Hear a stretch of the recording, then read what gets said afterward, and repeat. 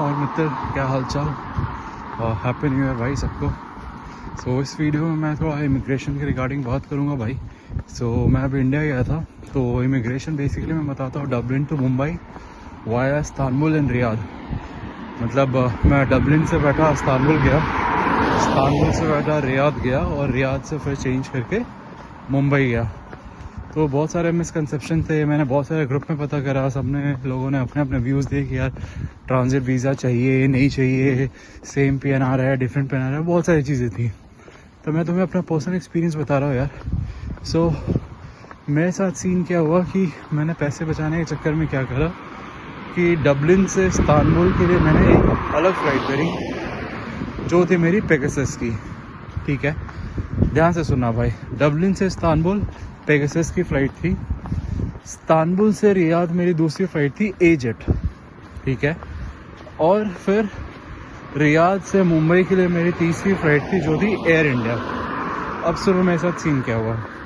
भाई डबलिन से इस्तांबुल के लिए मैंने जब ऑनलाइन वेब चेक इन करा, बिकॉज मेरे पास कोई भी लगेज नहीं था। फिर से मैं बता रहा हूँ, मेरे पास कोई भी लगेज नहीं था, सिर्फ एक लैपटॉप बैग था। ठीक है, जिसकी लिमिट 4 kg मिलती है। तो मेरे पास सिर्फ एक वो था, तो कोई लगेज ड्रॉप नहीं था मेरे पास। तो मैंने जब वेब चेक इन करा तो मेरे को बोर्डिंग पास मिल गया। डबलिन से इस्तांबुल पेगासस की फ़्लाइट, मेरे को बोर्डिंग पास मिल गया। बेसिकली होता है कि जब आपका बोर्डिंग पास मिल जाता है तो आप डायरेक्टली जा सकते हो। ठीक है, इसके बाद जब मैं इस्तांबुल से रियाद के लिए वेब चेक इन कर रहा था तो वो चेक इन हो नहीं रहा था, कुछ बार बार एरर मैसेज आ रहा था, वो मैंने छोड़ दिया। और फिर रियाद से मुंबई के लिए जब मैंने वेब चेक इन करा तो वो वेब चेक इन हो गया और मेरे को बोर्डिंग पास भी मिल गई। ठीक है, अब सीन स्टार्ट होता है भाई। मैं निकला यहाँ से, घर से निकला भाई, मैं बढ़िया डबलिन एयरपोर्ट गया। बस जस्ट बिकॉज मेरे को क्लैरिटी नहीं था इमिग्रेशन को लेके, तो मैं टाइम ले गया था। मैं 3-3.5 घंटे पहले पहुँच गया था। तो ध्यान रखना तुम भी, अगर ऐसा हो तो कर सकते हो। ठीक है, मैं भाई पहुँचा डबलिन। वहाँ पे मैंने गया, मैं बोला चलो भाई ये रहा मेरा बोर्डिंग पास, ये लो मैं पासपोर्ट चेक कर लो और मेरे को जाने दो। उन्होंने चेक करा, फिर उन्होंने मेरे को बोला कि इस्तांबुल का आपका वीज़ा कहाँ है, मतलब टर्किश का ट्रांजिट वीज़ा किधर है। मैं बोला यार मेरी ऑलरेडी कनेक्टिंग फ़्लाइट है 2 घंटे के बाद, तो इवेंचुअली मेरे को ट्रांजिट वीज़ा नहीं चाहिए, बिकॉज मेरे को एग्जिट नहीं करना है। तो वहाँ पे इमिग्रेशन ऑफिसर ने क्या बोला कि आपकी फ़्लाइट अलग है, मतलब आप डबलिन से इस्तांबुल जा रहे हो, वो आप पेगासस में जा रहे हो, और इस्तांबुल से रियाद जा रहे हो, वो आप दूसरी फ़्लाइट है आपकी। ठीक है, एजेट है, मतलब 2 डिफरेंट PNR है। तो उसका मतलब ये हुआ कि आपको पासपोर्ट कंट्रोल से होके जाना पड़ेगा, मतलब आपको इमिग्रेशन से के थ्रू पास होना पड़ेगा। उसका मतलब ये होता है वो कंट्री इन या कंट्री आउट में कंसिडर होता है। उसका मतलब ये हुआ कि आपको उधर का ट्रांजिट वीज़ा चाहिए रहेगा, जो कि मैंडेटरी है। तो मेरा ठीक है, क्या करना है।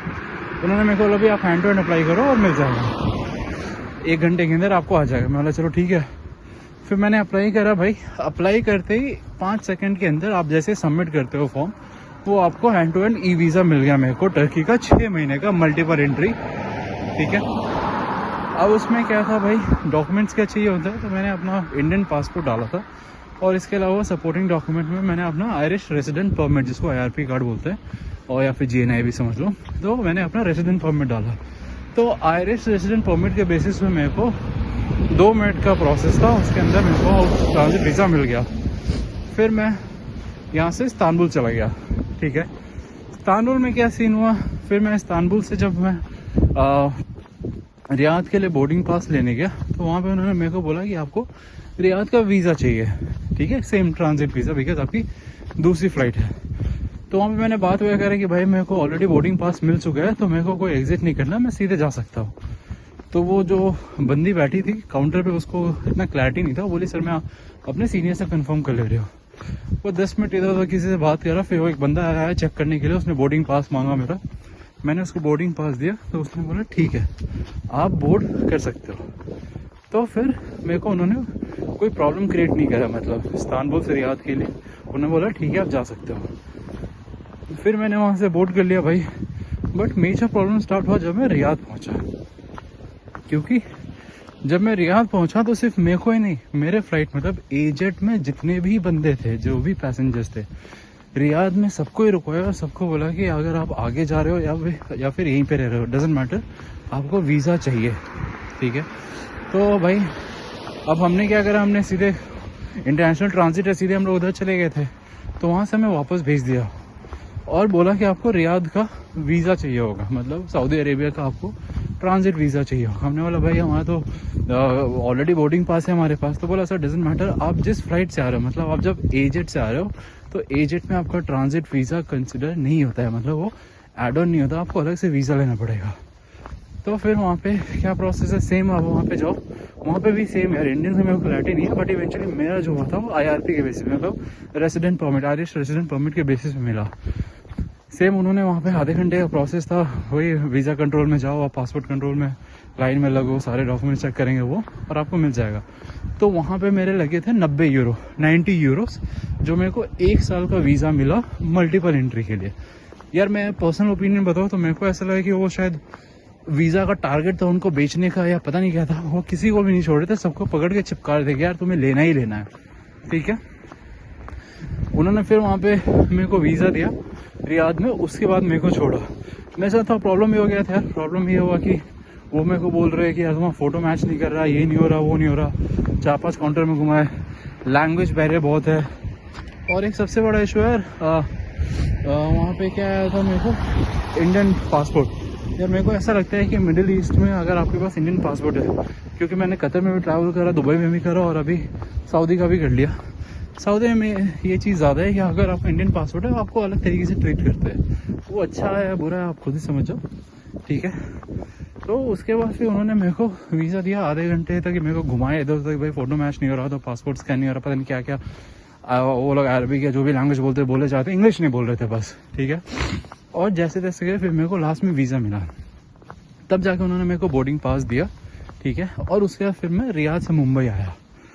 तो ये बेसिकली मेरे साथ सीन हुआ यार। तो अगर तुम्हारा डाउट ये है कि अगर तुम कनेक्टिंग फ़्लाइट में जा रहे हो और अगर तुम्हारी फ़्लाइट अलग है तो क्या तुम्हें ट्रांजिट वीज़ा चाहिए या नहीं चाहिए, यार अगर तुम किसी भी मिडिल ईस्ट में होके जा रहे हो तुम्हें वो फॉर श्योर चाहिए रहेगा, बिकॉज वो बहुत स्ट्रिक्ट है। Second same case with Dublin में भी यही सीन है यार कि अगर तुम्हारे पास ट्रांजिट वीज़ा नहीं है तो तुम्हें इधर पे ही बोर्ड नहीं करने देंगे वो, ठीक है। जैसे मेरे को डबलिन में रोक दिया था, मेरे को उन्होंने फ़्लाइट बोर्ड करने दिया, उन्होंने बोला भाई अगर आप पहले मेरे को वीज़ा दिखाओ उसके बाद ही हम आपको अंदर जाने देंगे, ठीक है। तो ये मेरा सीन हुआ था। तो मेरे को क्या हुआ, मेरे लगे 43 यूरो वीज़ा का फॉर टर्की, और इसके बाद सऊदी का मेरे को 90 यूरोस एडिशनल पे करना पड़ा। तो यही सेम कॉन्सेप्ट हर जगह फॉलो होता है, सेम फॉर यूके। अगर कोई बंदा Dublin to UK to India जा रहा है किसी भी पार्ट में, तो यूके का भी सेम है। अगर तुम्हारी दूसरी फ्लाइट है, कनेक्टिंग फ़्लाइट है दूसरे PNR पे, फॉर एग्जांपल तुम डबलिन से यूके किसी भी एयरपोर्ट पे गए, रायन एयर से या एयरलिंगस या कोई भी एक्सप्रेस ही पकड़ लो, बट यूके से इंडिया के लिए तुम्हारी दूसरी फ्लाइट है, ठीक है। तो ब्रिटिश एयरवेज है या कोई भी एक्सप्रेस ही पकड़ लो, उसमें सीन ये होता है कि तुम्हें ट्रांजिट वीज़ा चाहिए होगा और उसके बिना तुम डबलिन में ही बोर्ड नहीं कर पाओगे, ठीक है। तो ये एक बहुत बड़ा अपडेट है यार। मतलब मेरे को किसी ने बोला था भाई ये कुछ नहीं होता, भेज देते हैं, कोई बोला था नहीं पकड़ लेते हैं, सबका अपना अपना एक्सपीरियंस था। बट ये मैंने वहाँ पे हर जगह पे इमिग्रेशन ऑफिस में बात भी करा सारा कुछ, तो उन्होंने बैठा के मेरे को क्लैरिटी दिया, ठीक है। तो ये एक बहुत बड़ा अपडेट है भाई। अगर तुम कनेक्टिंग फ़्लाइट से ट्रैवल कर रहे हो तो इस चीज़ का ज़रूर ध्यान रखना कि तुम्हें वीज़ा चाहिए ही रहेगा, तो उसमें कोई भी सेकंड ऑप्शन नहीं है, ठीक है। तो उसके हिसाब से तुम अपना ट्रैवल प्लान करना।